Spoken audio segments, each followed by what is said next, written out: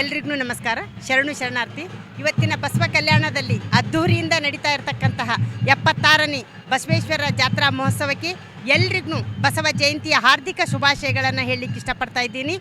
ಬಹಳ ಅದ್ಧೂರಿಯಾಗಿ ಪಂಚ ಕಮಿಟಿ ಮತ್ತು ವಿಶ್ವಾಸ ಕಮಿಟಿ ಎಲ್ಲ ಬಳಗದವರು ಕೂಡ ತಾಲೂಕು ಆಡಳಿತನೂ ಕೂಡ ಒಳಗೊಂಡಂತೆ ಇವತ್ತು ಇಲ್ಲಿ ವಿಶೇಷವಾದಂತಹ ಒಂದು ಬಸವ ಜಯಂತಿ ಕಾರ್ಯಕ್ರಮವನ್ನು ಹಮ್ಮಿಕೊಳ್ಳಲಾಗಿದೆ.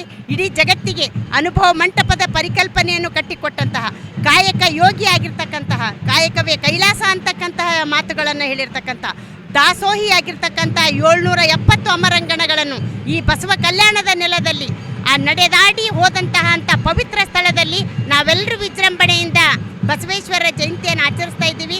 ಎಲ್ರಿಗೂ ಮತ್ತೊಮ್ಮೆ ಮಗದೊಮ್ಮೆ ವಿಶ್ವಗುರು ಬಸವಣ್ಣನವರು ನಮ್ಮನ್ನೆಲ್ಲರನ್ನು ಆಶೀರ್ವದಿಸಲಿ ಅಂತಕ್ಕಂತ ಹೇಳಿ ನನ್ನ ಮಾತುಗಳಿಗೆ ವಿರಮಿಸ್ತೇನೆ. ಧನ್ಯವಾದ.